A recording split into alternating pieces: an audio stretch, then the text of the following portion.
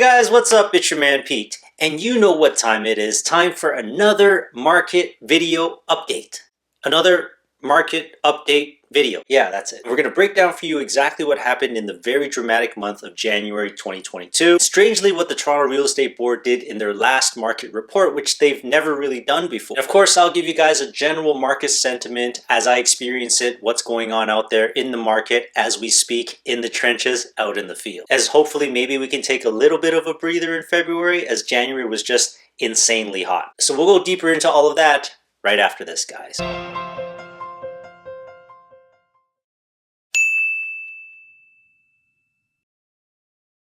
Okay, and we're back. So if you haven't heard about it or you didn't experience it yourself, January 2022 was an absolute show when it came to the real estate market and buying and selling properties. Many home buyers wanted to jump and get into the market, as early as possible, which is why we saw just complete utter insanity. We were incredibly busy here at Selling Toronto as well. The intensity and the heat, especially for low-rise housing, was just completely off the charts in the first month of 2022. And of course, it was definitely exacerbated by two things. The first thing was that people were worried that the interest rates were going to go up because for months and months we were hearing that inflation rates were getting out of control. And so everyone was pretty much well prepared for a rate hike to happen at some point in January, maybe the third or the fourth week of January. But then the Bank of Canada throws us a curveball, like Facebook changing their name to Meta. But nobody expected it because the Bank of Canada was thinking that they need to keep the rates as low as possible so that the overall economy can recover and not just reacting to the housing market. So then that basically splits home buyers into two camps, right? There are some who are saying, oh, you know what? We should definitely buy now. We should take advantage because the rates are still going to stay low for the next little while. Buy now. But then maybe now you have some other people who are like, oh, okay, maybe interest rates aren't going to go up that immediately. So I have a little bit of time. Maybe we can wait for the market to have more supply coming out. So we might be sort of seeing two faces of the market right now, depending on how buyers are reacting to the interest rate in action. But then of course when you're sitting on the sidelines and you're seeing properties getting 20, 30 offers, you're just like, I don't think prices are going to slow down anytime soon. I truly get it, guys. The market is so confusing. It's really hard to understand right now. But then of course that's why you follow our channel. That's why you talk to me, because I can help you clarify your situation. Then of course the second reason is just the limited amount of supply, especially for low-rise housing. Condos is in low supply, but there's always new stuff coming out for condos because people need to sell their condos so that they can move on to something bigger. But in terms of sales numbers and transactions for the month of January this year, it was actually better and stronger than in 2019 and 2020, way back when things were still normal. Of course, we didn't beat the record numbers that happened in January 2022, so exactly 1 year ago, where we did 6,888 transactions, which is not really that normal for January because usually it's a very slow start in January. It's usually like the last 2 weeks where things just start warming up because of course the big thing that happened the year before that really pushed a lot of the action and the home buying sort of delayed a few months. So it's totally understandable why January 2021 was as strong as it was. Now January 2022 was also pretty strong, but there just wasn't enough homes for sale, especially in the low-rise category when we're talking about detached, semis, and freehold townhomes. So the numbers in 2021 were definitely a little bit twisted and distorted. Everything started off at a really hectic pace for January, which explains why prices went up 29%. Don't worry, I don't have COVID. Compared to January of 2021 to January of 2022.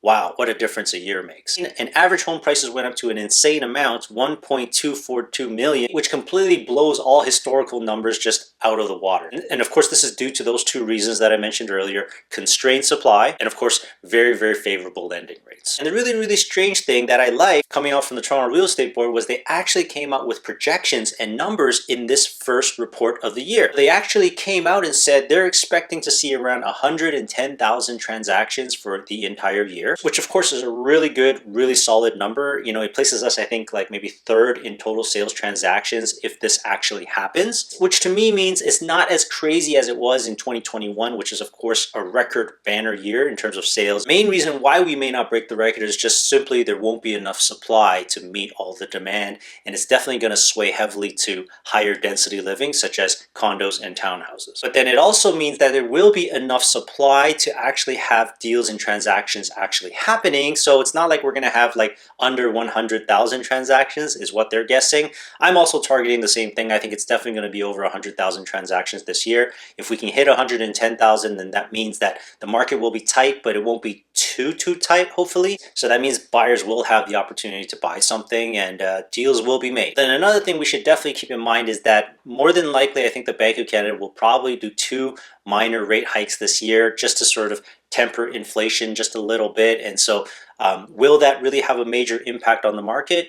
Yeah, it might, just a little bit. It might take some of that demand just a little bit off, which is why they're targeting 110,000 transactions. I'm definitely on board with those numbers, and I'm really happy that the board has actually come out and given us some sort of indication, because obviously they have the most data about the entire real estate market. They also projected that the average home price was going to land at around $1.225 million, which is obviously just nuts, right? And we actually passed that number in the first month already, but they're saying as an average for the entire year, that's really what it's going to look like for the whole year. Could we say that their number is conservative? I think it's pretty on target. It really depends on a number of factors, right? In terms of like rate hikes and the amount of supply. Again, I actually did a video about this a few months ago where I said, when will home prices hit 1.2 million as an average? So it didn't happen in October. It didn't happen in November. It also didn't happen in December, but it happened in January. So that's just really how the Toronto and GTA housing market really is. You know, things don't really happen. They're kind of slow. They kind of creep up on you, and then bam, you're like, what the hell is going on? You know, was I asleep? Was I hibernating the whole time?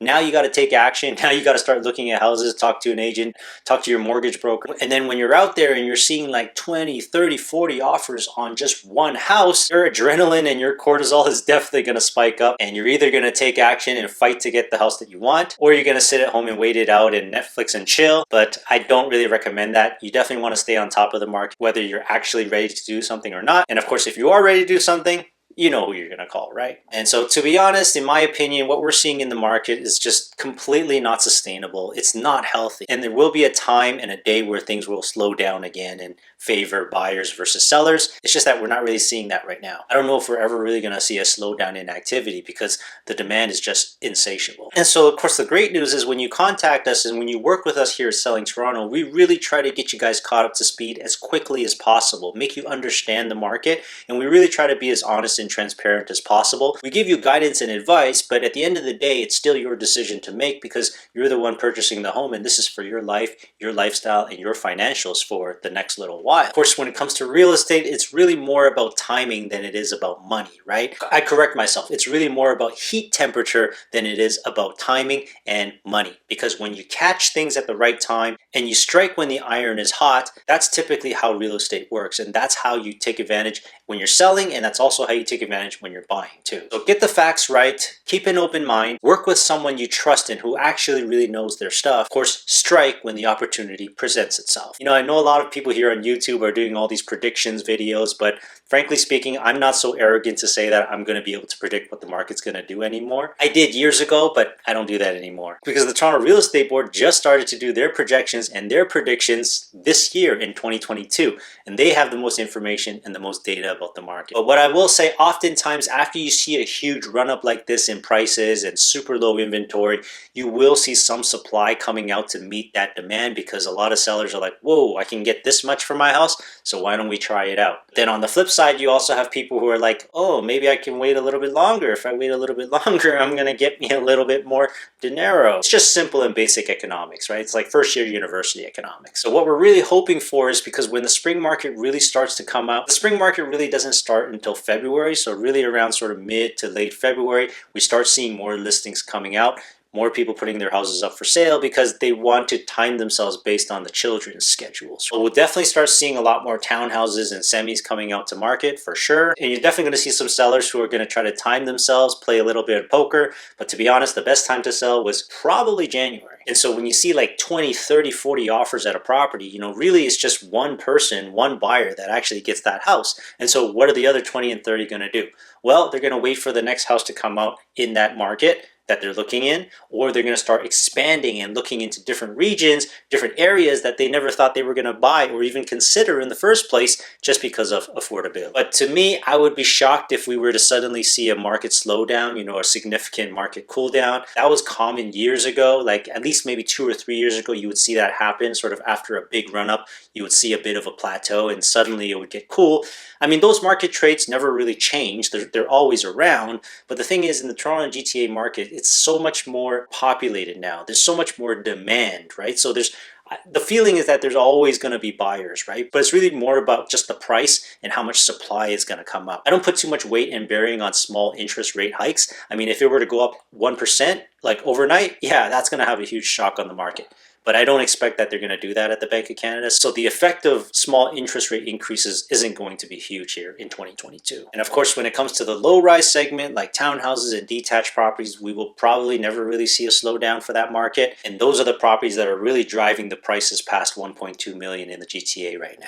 So we're definitely going to see a lot of strong activity in the condo market. And the condo market typically has a little bit more supply. So we won't see as huge of a price jump in condos. So if you don't think you need a house right now, if you're just a single person or you're just getting married or you're engaged, maybe you could just think about having a condo for now instead of stretching your way all the way to a house when you don't even know if you're going to have kids or not. These are the kind of things that you have to consider, and these are the things that we help you out with from a lifestyle, financial, and wealth building point of view when it comes to buying your first, second, or even your third house. Again, thank you guys very much for watching. I really appreciate you all, especially those of you who are contacting me. So if you have not yet, please make sure you blast that subscribe button. I really appreciate you guys watching. Feel free to leave us a comment, give us a thumbs up, and of course, as always, if you need personal advice, service, counsel, just a shoulder to cry on, then you should definitely give us a shout here at Selling Toronto. We would be happy to help, assist, guide, and point you in the right direction, and hopefully help you make the right decision. But again, at the end of the day, the decision is yours to make. And of course, you know who is the hardest working and most knowledgeable agent in the business, right? Contact is in the description box below. It's also at the end of the video, or you can search us up in Google and YouTube. Just search Pete Lee, you'll find me. So make sure you give us a like. It really helps out with the algorithm and it helps us reach more people out in the platforms. We really appreciate you all, especially those of you who have contacted us to work with us directly. We're very happy to work with you and to service you. But thanks again for watching, guys. I really appreciate you, and we'll see you in the next one. Bye for now.